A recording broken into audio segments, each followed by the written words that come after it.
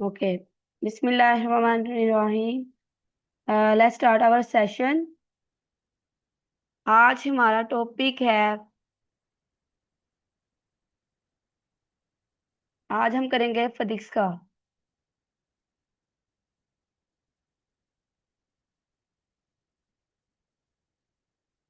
Okay.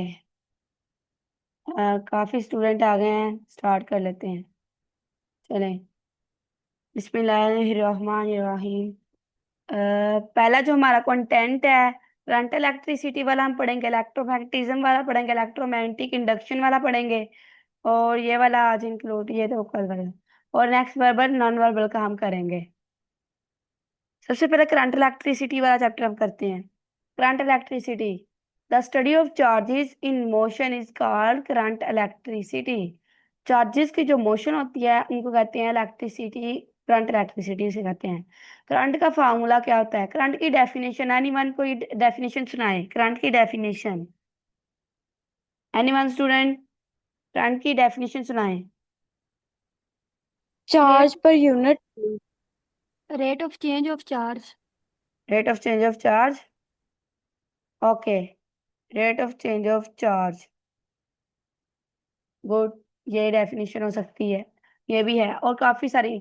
और ये scalar quantity है, इसका formula I equal to delta Q. I equal to delta Q over delta t, ये इसका फार्मूला है। और जो इसका करंट का जो यूनिट है एम्पेयर है। ये 1 एम्पेयर के इक्वल होगा करंट, जो चार्ज होगा 1 कूलम के और 1 second. 1 ampere is equal to 1 coulomb over 1 second. और स्केलर क्वांटिटी है for metallic. For metallic conductor इसकी होगी, फार्मूला होगा Q is equal to N e. N number of number होंगे। और इसे और जो Q का और Q जो किसके हम अगर करंट जो है इसमें फार्मूला मेटेलिक कंडक्टर का फार्मूला ये वाला होगा। I is equal to Q over T. इसमें जब हम पुट करेंगे Q is equal to N E. Q किस जगह पे हम लिख देंगे एन ई ओवर टी, ये इसका फार्मूला बन जाएगा मेटेलिक कंडक्टर का। इसके अकॉर्डिंग हम न्यूमेरिकल वगैरह भी सोल्व कर सकते हैं। पहले हम एमसीक्यू सोल्व करते हैं। 5 milliampere current flow through a conductor in, कितने सेकंड में? कितने सेकंड में करंट जो फ्लो करेगा, कितना टाइम लिखा हुआ है यहाँ पे? 6 माइक्रो सेकेंड। हम्म। ये करंट कितने सेकंड में करेगा, फ्लो करेगा? What is charge flowing through a conductor? कितना चार्ज फ्लो करेगा? I is equal to Q over T का फार्मूला लगाएंगे। I is equal to Q over T. को चार्ज मालूम करना है हमने। ये वाला करंट हमने ये वाला चार्ज मालूम करना है हमने। तो चार्ज जो है क्यू, चार्ज मालूम करना है। क्यू को हम बाहर निकालेंगे, आई ओवर आई जो है मल्टीप्लाई, ये वाला ये डिवाइड हो रहा है, उधर जाके मल्टीप्लाई हो जाएगा यहाँ पे। तो आई की लगाएंगे वैल्यू और टी की लगाएंगे, जब मल्टीप्लाई करेंगे 30 × 10⁻⁹ आ जाएगा। और साथ में हम लगा लेंगे कोलम, इसका यूनिट लगा लेंगे coulomb. Drift velocity, drift velocity का फार्मूला तो क्या है? ड्रिफ्ट वेलोसिटी की डिफाइन सुनाएं। ड्रिफ्ट वेलोसिटी की डिफाइन सुनाएं। जल्दी करें, जल्दी जल्दी करें।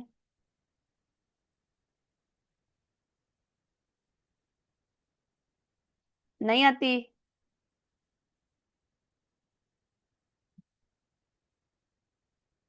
ड्रिफ्ट वेलोसिटी की डिफाइन नहीं आती? मैम मुझे आती है। चलिए आप सुनाए, मैं यही तो कह रही, मुझे सुनाए। Ma'am, uniform velocity of free electrons inside metallic conductor in opposite direction of electric intensity when steady current flows through the conductor. Drift velocity जो होती है इसका फार्मूला होता है VD is equal to I over N E A, ये इसका formula होता है। इसके अकॉर्डिंग जो है एमसीक्यू सॉल्व करने होते हैं। सबसे पहले देखते हैं ओहम्स लॉ। ओहम लॉ का form V is equal to I R होता है। वी से क्या होता है? वोल्टेज। आई से करंट और आर से resistance. Ohm law is analogous to Newton second law. ये एनालोगस होता है, इनका यूनिट सेम होता है इस तरह सेकंड लॉ के।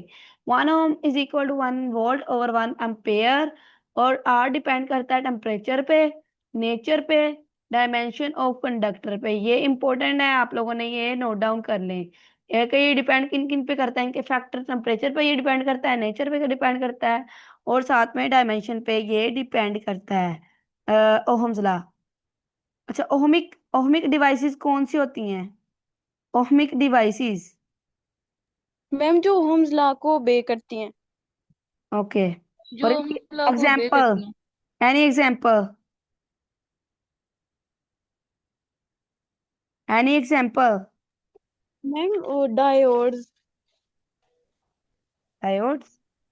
ओके। नहीं, हम मेटालिक, देखते हैं, हम देखते हैं ohmic devices, metallic. Non ohmic devices. जो ओबे करती हैं ओहम लॉ को वो ओहमिक डिवाइसेस होती हैं, और ये डायरेक्टली प्रोपोर्शन होती हैं करंट के। स्लोप रेजिस्टेंस की ऐसे बनती है, स्लोप कंडक्टर्स की स्ट्रेट ऐसे बनती है। मैम आपकी आवाज बहुत कम आ रही है। आर जो होता है वो कांस्टेंट होता है, आर कांस्टेंट होता है। Example metallic conductor, except tungsten, tungsten के अलावा। और नॉन अहमिक जो होते हैं, नॉन अहमिक में डायोड फिलामेंट वगैरह आते हैं। और ये नॉन ओबे करना, ओहम लॉ ओबे नहीं करता। और ये आर जो है कांस्टेंट नहीं होता है इसमें। कॉम्बिनेशन ऑफ रेजिस्टर सीरीज भी होते हैं, पैरेलल भी होते हैं। करंट कांस्टेंट होता है सीरीज में, और पैरेलल में करंट जो है ये कांस्टेंट नहीं होता। आप अपनी जो है ना अगेन जो है ज्वाइन करें इसे, मीटिंग अगेन ज्वाइन करें। मुझे सबकी आवाज ठीक आ रही है। वोल्टेज जो है, वोल्टेज जो है डिस्ट्रीब्यूट होता है, ये कांस्टेंट नहीं होता। यहाँ पे वोल्टेज कांस्टेंट होता है, करंट नहीं होता, कांस्टेंट वेरिएबल करता है। यहाँ पे करंट कांस्टेंट होता है। और ये ग्रेटर देन होता है टारगेट लार्जेस्ट रेजिस्टेंस के। अब हम देखें रेजिस्टिविटी और डिपेंडेंस अपॉन टेम्परेचर। रेजिस्टिविटी किसके इक्वल होती है? Rho L over A. If a wire is standard such that L is equal to N, ये आर इसके इक्वल होगा। ये आप लोगों ने बस देख लेना है एक दफा। Resistivity rho equal to R A over L. जो इसके इक्वल होता है ओहम मीटर, जो इसका यूनिट होता है, डिपेंड करता है मटेरियल ऑफ फायर और टेम्परेचर पर ये डिपेंड करता है। मल्टीमीटर, फार्मूला हम देखेंगे। रेजिस्टेंस का फार्मूला ये, रेजिस्टिविटी का ये, कंडक्टेंस का ये, कंडक्टिविटी का ये। यूनिट इनके ओहम है, इसका ओहम मीटर, इसका साइमन पर मीटर है। Other unit volt per ampere, इसका कोई यूनिट नहीं। महो होता है, इसका महो पर मीटर होता है। और ये सारे जो है इनके फैक्टर्स वगैरह सारे लिखे हुए हैं। Maximum power output, maximum power output क्या होता है? P equal to I square R. That P equal to, P equal to I square R, P equal to I square R के ये इक्वल होता है मैक्सिमम पावर आउटपुट। आई जो है, आई किसके इक्वल होता है? आई इक्वल होता है E over R plus R. इसको इसके इक्वल कर दें, इसमें पुट करें तो हमारा E square R over R plus R square, ये होल स्क्वायर जो है ना, इसका ये फार्मूला बनेगा। और इसकी आउटपुट ये वाली गेन कर सकेंगे हम। आउटपुट जब मैक्सिमम होगी, square R over four R R ये वाला लगेगा। एट मैक्सिमम पावर आउटपुट जो होगी, एफिशिएंसी जो है बैटरी की 50% होगी। अगर हम एमसीक्यू सॉल्व करते हैं, एक minute. Resistance of 5 ohm is connected to battery of EMF 30 volt. Resistance of 5 ohm है रेजिस्टेंस, और 30 वोल्ट ईएमएफ इंड्यूस की गई है। करंट कितना है? 5 एम्पेयर। तो फॉर्मूला लगेगा V equal E minus I R. जो वी है इसको इक्वल कर लेंगे आई आर के, तो इसका जो है 1 ओहम इसका निकल आएगा। इसकी 1 ओहम मीटर निकल आएगी, ये वाली वैल्यू इसका फर्स्ट वाला करेक्ट ऑप्शन का रेजिस्टेंस इसकी निकल आएगी।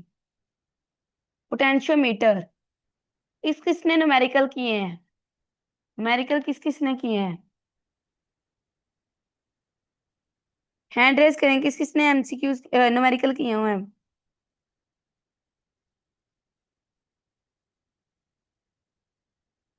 आज फिर नहीं किसी ने किए?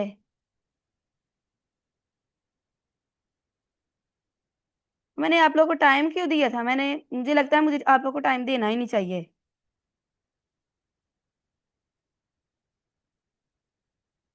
मैम 2 चैप्टर किए थे। 2 चैप्टर किए थे? ये जो मैंने बताया ये वाले किए?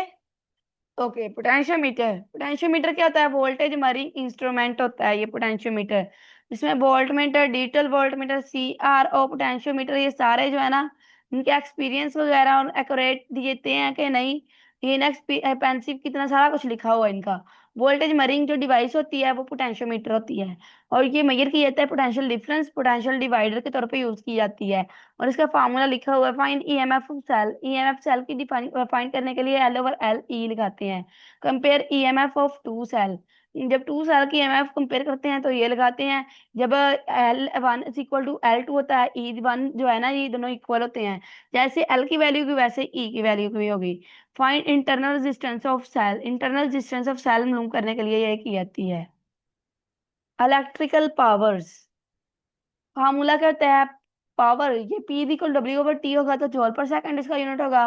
मैकेनिकल पावर के लिए यूज की जाती है। P इक्वल टू VI होगा तो वोल्ट एम्पेयर होगा, फॉर ऐसी सर्किट यूज किया जाता है। पावर जो है आई स्केयर आर होगा तो ए स्केयर ओहम होगा। ए स्केयर ओहम होगा तो सीरीज कॉम्बिनेशन जो है आई कांस्टेंट होगा, सीरीज कॉम्बिनेशन के लिए यूज की जाती है। और P equal to V square R होगा तो वी स्केयर ओहम पर ओहम होगा, इसका यूनिट है। पैरेलल कॉम्बिनेशन के लिए यूज की जाती है और वी इसमें कांस्टेंट होगा, यहाँ पे आई कांस्टेंट होगा और नीचे वी कांस्टेंट होगा। Kirchhoff first rule. Kirchhoff first rule जो है इसको करंट रूल भी कहते हैं, पॉइंट रूल भी कहते हैं, नोडल रूल भी कहते हैं। सेकंड रूल को वोल्टेज रूल कहते हैं, लूप रूल कहते हैं और मैश रूल कहते हैं इनको। ये आप लोगों के एमसीक्यूज हैं। कंजर्वेशन, चार्ज के लिए कंजर्वेशन के लिए यूज करते हैं, एनर्जी के लिए। Charge is same in ideal non ideal, लेकिन इसमें चार्जेस सेम होगा बट आइडियल में बट लेस होगा नॉन आइडियल में। Sum of charges entering current is equal to sum of charges leaving current, इनकी जो वैल्यू सेम होगी इंटरिंग और लीविंग की। Sum of all changes is equal to zero, तमाम changes जो होंगे जीरो के इक्वल होंगे। नेक्स्ट करेंगे इलेक्ट्रोमैग्नेटिज्म। लास्ट पे न्यूमेरिकल भी करवाऊंगी। Study of magnetic field electromagnetism कहलाता है। फर्स्टली स्टडी किसने किया था? ओएरस्टेड ने फर्स्टली डिस्कवर किए थे इलेक्ट्रोमैग्नेटिज्म, स्टडी किया था। टॉप व्यू बॉटम व्यू, आई जो अपवर्ड होगा 20 क्लॉकवाइज का व्यू होगा, क्लॉकवाइज बॉटम में होगा। आई जब डाउनवर्ड होगा करंट क्लॉकवाइज होगा, एंटी क्लॉकवाइज बॉटम व्यू में होगा। पी की वैल्यू कितनी आएगी? पी की value strength of magnetic field कितनी, इसका फॉर्मूला होगा u naught over I over 2 pi, 2 pi R. U naught है ये वाला, u naught I over over 2 pi R. U naught किसके इक्वल होता है? यू नॉट इक्वल होता है 4 × 10⁻⁻⁷ वेबर पर एम्पेयर पर मीटर, ये इसका यूनिट है स्ट्रेंथ मैग्नेटिक फील्ड का। और F equal to ILB sine theta, ये इसका फार्मूला है फोर्स का। इसमें derivation of ampere's law, ampere's law की डेरिवेशन क्या है? जब हम फार्मूला लगाते हैं इसका बी डेरिवेशन एम्पेयर्स लॉ का magnetic strength of magnetic field का लगाएंगे। B equal to U0I/2 pi R. B and DL जो डिस्टेंस है आर सेम डायरेक्शन में होंगे। B equal to B DL के इक्वल हो जाएगा। Therefore electric current magnetic field permittivity ये सब पे डिपेंड करता है, ये सब पे डिपेंड करता है। एम्पेयर्स लॉ सब पे डिपेंड करता है, इनके ये फैक्टर्स हैं।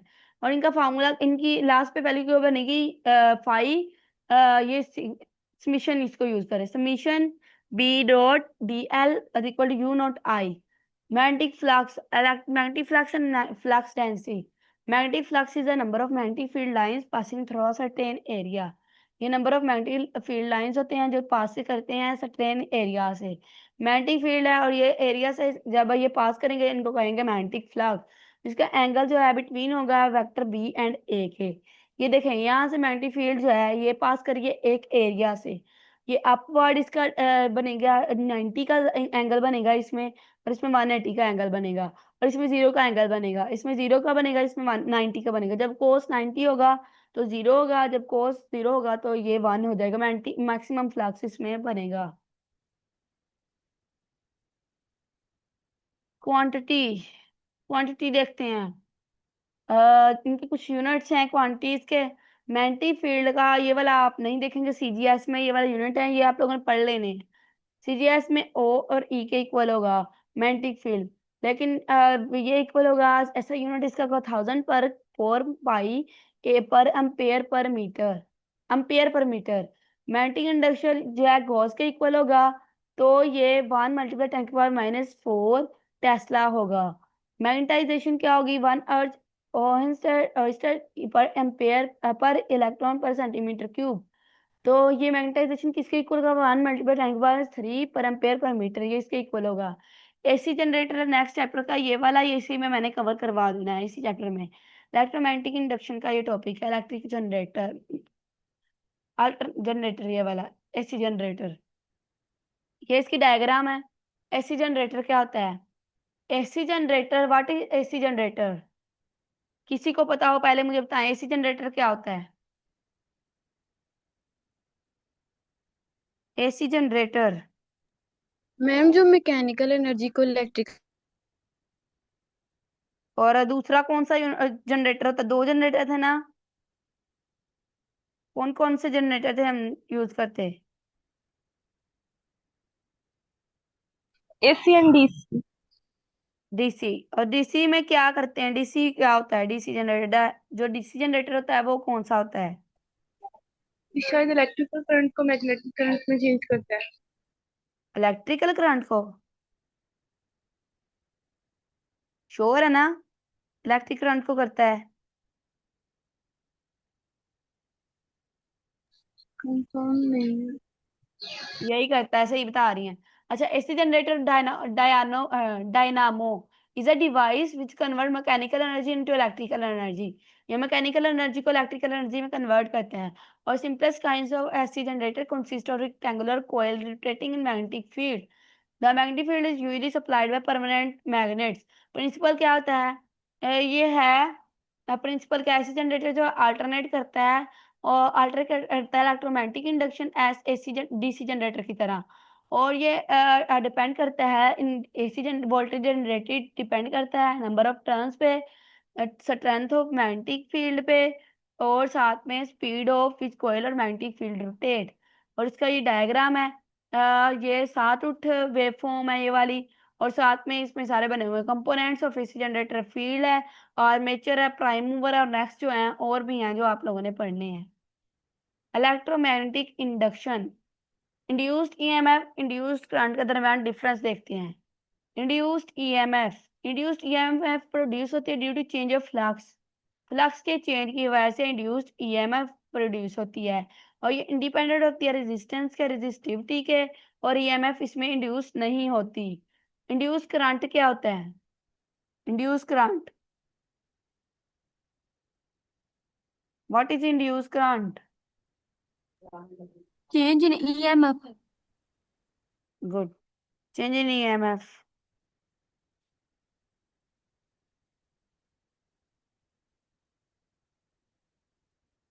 Okay, change in EMF.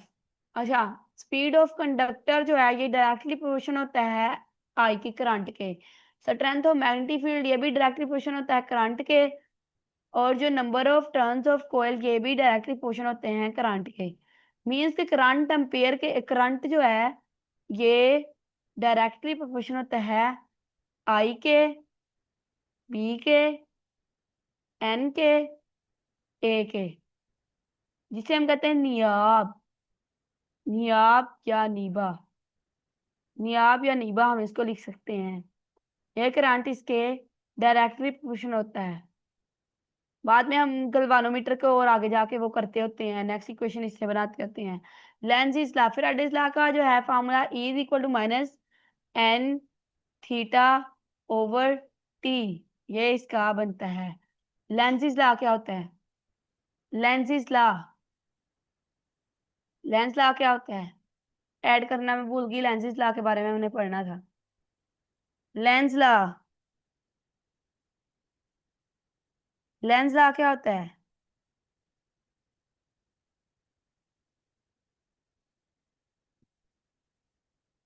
Lenz law बेटा जल्दी जल्दी बताएं।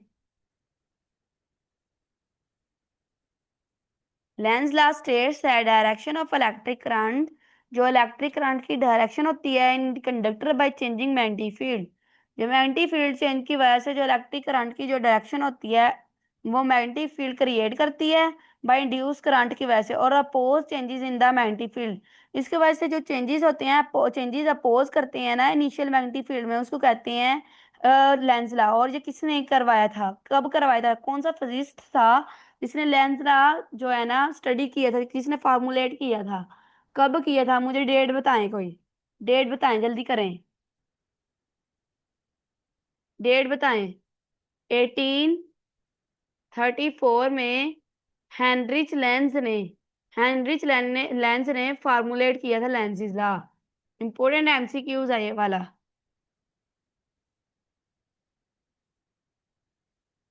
ये वाला बहुत ही इंपॉर्टेंट है, आप लोगों ने मुझे लगता है ध्यान से पढ़ा भी नहीं है, और मैं ये वाला ऐड करना भी भूल गई, मैंने कहा इनको आता होगा, ये बहुत इजी है।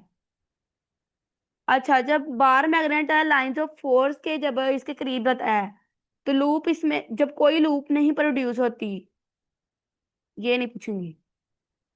मुझे डायरेक्शन बताएं मैग्नेट की, और साथ में जो लूप है, जब राइट हैंड रूल जब किया जाता है अप्लाई, लूप करंट में लूप जो है करंट में हो रहा है, फ्लो कर रहा है, तो मुझे डायरेक्शन बताएं मैग्नेट की किस तरफ होगी, लूप की तरफ होगी या अवे होगी, लूप की तरफ होगी या अवे होगी।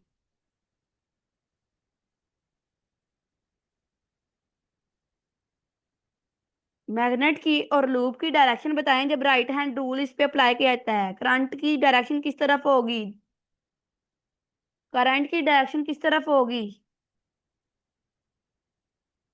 करंट की डायरेक्शन जो होगी वो होगी इसके टुवार्ड्स लूप, लूप की तरफ मैग्नेट की करंट की डायरेक्शन होगी। ये इंपॉर्टेंट एमसीक्यूज है, ये भी याद करें।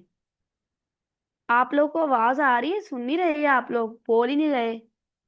सलीना, सलीना, ओके, आवाज आ रही है। अच्छा, पावर लॉस हम देखते हैं। पावर लॉस, रेजिस्टेंस लॉस होता है मटेरियल और प्राइमरी एंड सेकेंडरी कोयल की वजह से, मटेरियल लॉस होता है, कोज करता है मटेरियल, प्राइमरी और सेकेंडरी कोयल या रेजिस्टेंस लॉस पैदा करता है, कोज करता है। रेमेडी क्या है, लेस रेजिस्टिव मटेरियल होता है ये वाला। एडी करंट लॉस होता है आयरन कोर की वजह से, due to change in flux, laminated iron core इसमें यूज की जाती है। हिस्टेरेसिस लॉस होता है एनर्जी रिक्वायर्ड टू मैग्नेटाइज और डीमैग्नेटाइज द आयरन कोर। और सॉफ्ट आयरन कोर इसमें यूज की जाती है, टेम्परेरी मैग्नेट होता है इसमें यूज होता है। In transformer when voltage is secondary coil step up, जो वोल्टेज है सेकेंडरी कॉइल में स्टेप अप होता है, करंट इन सेकेंडरी कॉइल क्या होगा, ये स्टेप डाउन होगा, क्योंकि ये एक दूसरे के इनवर्स होते हैं। जब स्टेप अप होगा सेकेंडरी कॉइल का वोल्टेज, वोल्टेज तो करंट जो होगा स्टेप डाउन होगा, करंट जो होगा स्टेप डाउन होगा ट्रांसफॉर्मर में। ट्रांसफॉर्मर का हम देखते हैं, how does a transformer work. Transformer work करता है म्यूचुअल इंडक्शन के प्रिंसिपल के according, where changing magnetic field in the primary coil induce करती है voltage in the secondary coil, secondary coil में ये इंड्यूस करती है वोल्टेज। और जो ट्रांसफॉर्मर जो है कोर जो है यूज की है, number of turns of the secondary coil जो है यहाँ पे है, number of primary coil use किए गए हैं, प्राइमरी करंट है यहाँ पे इंड्यूस किया है, सेकेंडरी करंट इंड्यूस किया गया, लीकेज फ्लक्स जो है यहाँ पे इंड्यूस किया गया है, प्राइमरी वाइंडिंग है यहाँ पे, मैग्नेटिक फ्लक्स है, सेकेंडरी वाइंडिंग, सारा कुछ इसमें डायग्राम में दिखाया गया है। ये आप लोगों का आज का टॉपिक थे, आप लोगों के कंप्लीट हो गए हैं। आप लोगों के जो है 4 टॉपिक रह गए हैं फिजिक्स के, एंगुलर डिस्प्लेसमेंट, एंगुलर वेलोसिटी वगैरह वाले सारे इस तरह के रह गए हैं, हमने बाकी कर लिए हैं इंपॉर्टेंट टॉपिक। बाकी इसके अलावा आप लोगों ने खुद करना है, सेल्फ करना है, आप लोगों ने जो मैंने करवा दिया ये भी आप लोगों ने बहुत अच्छे से करना है। 4 टॉपिक्स रह गए हैं एंगुलर डिस्प्लेसमेंट वाले चैप्टर वाले, और कुछ 2 चैप्टर और भी हैं, 3, और वो भी नेक्स्ट जो होगा लेक्चर उसमें ये वाला करवा दिए जाएंगे इंशाल्लाह। बाकी हमारे सेशन के सारे अल्हम्दुलिल्लाह कंप्लीट हो चुके हैं। ओके, हमारी क्लास की टाइमिंग कंप्लीट हो गई है, हमारा जो लेक्चर है कंप्लीट हो गया है। आज स्टूडेंट बहुत कम है, अभी नहीं पढ़ गए। चलें, अल्लाह हाफिज, हमारा जो लेक्चर कंप्लीट हो गया है। नेक्स्ट वर्बल नॉन वर्बल का हम देखते हैं कि आज करना है कि नहीं। चलें, अल्लाह हाफिज, ओके, अल्लाह हाफिज।